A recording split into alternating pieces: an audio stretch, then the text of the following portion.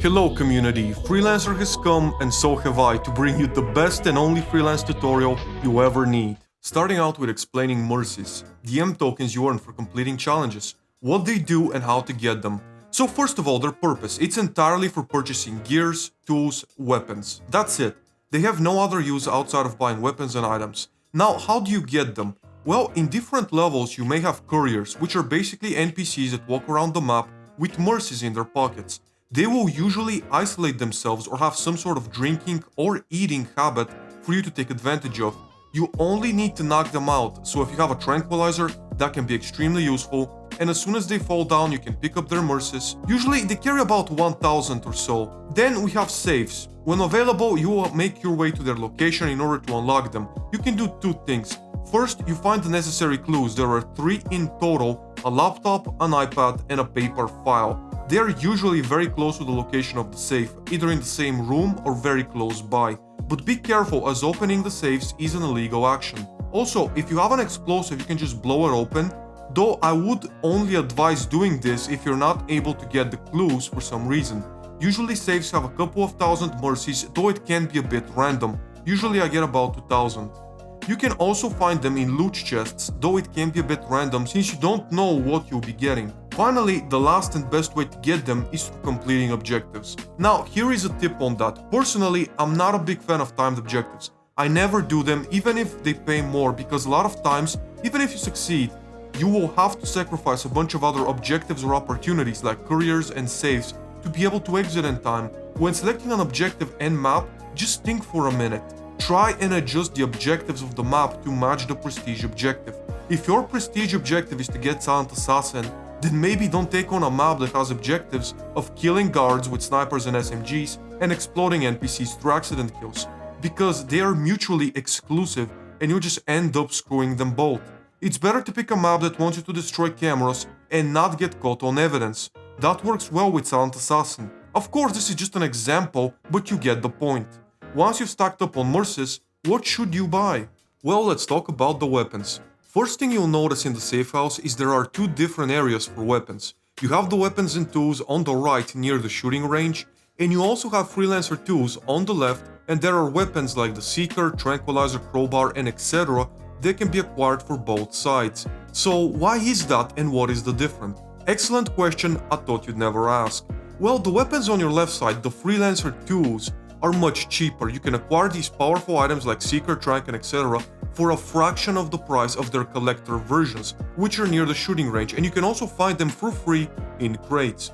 Why is that and what is the difference? Well, talking strictly gameplay, there is no difference. Both will take just as much space in your inventory and both will operate about the same in missions. However, if you decide to switch to hardcore mode, you will lose all of your Freelancer tools, meaning you will no longer have access to the cheap versions, but the expensive versions will remain. However, if you just play on standard mode, you can complete as many campaigns as you want and the Freelancer tools will never disappear. You will always have access to them unless you lose them in missions. So that begs the question, what happens if I go on a campaign and I lose one of my items, like a sniper rifle or a katana, whatever? And my answer would be, why are you asking all of these questions? What are you, some kind of narc? You a rat? You wearing a wire or something? No? Okay.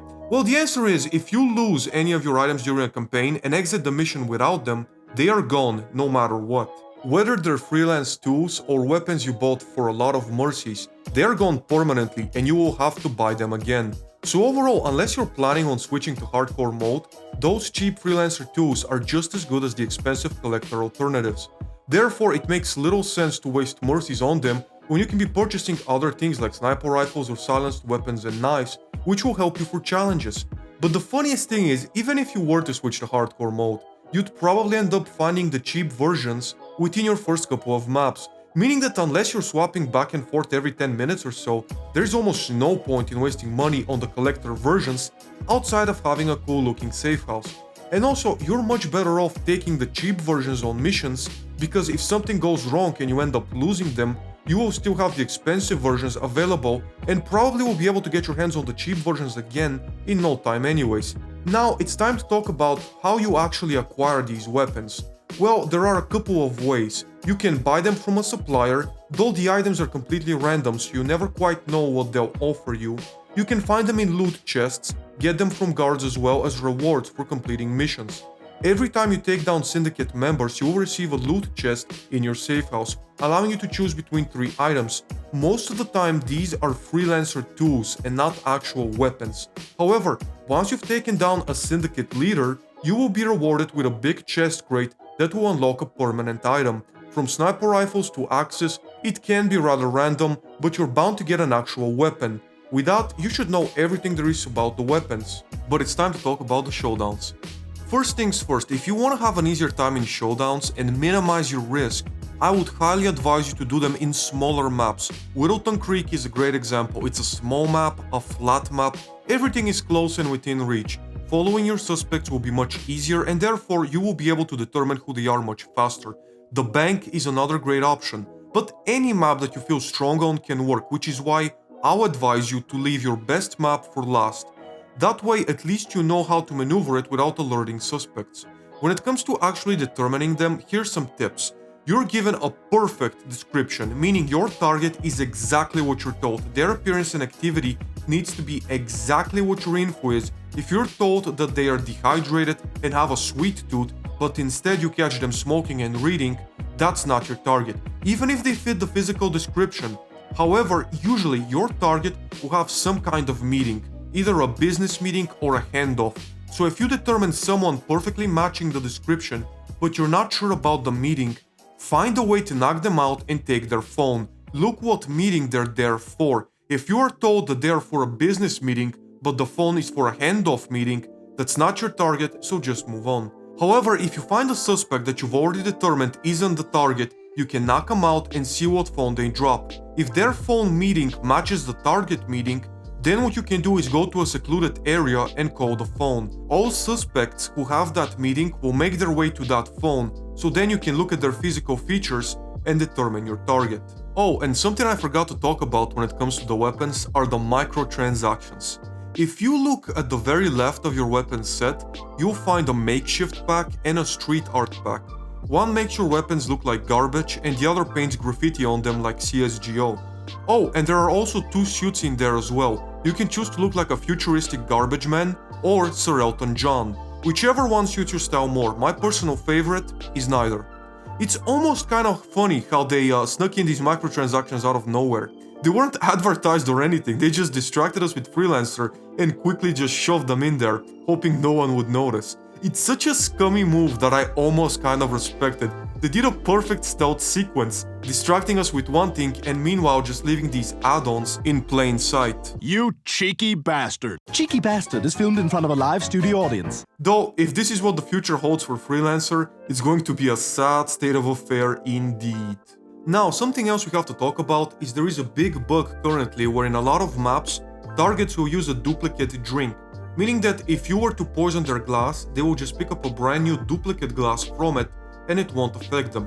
This is clearly a bug, but it's also a pretty big problem, making all poison vials almost completely useless. Also, I've noticed a bug when you customize your safe house that will glitch your buttons and not allow you to interact with anything. With that, I believe we've covered the meat of the matter, as they say. But for me personally, the most difficult thing has been adjusting to not having Silent Assassin. I still can't help myself but hide bodies and play suit only, even though it's not required. It does take some getting used to for sure, but overall, it's a fun mode, I do enjoy it, actually I straight up love it at times. Though I will advise you not to play it on repeat, as it can become rather overwhelming and burn you out.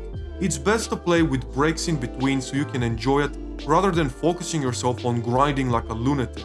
Or at least, so is my opinion. You can let me know what you think in the comments below. Drop a like if you enjoy it, subscribe for more content, and more than anything else, thank you very much for watching.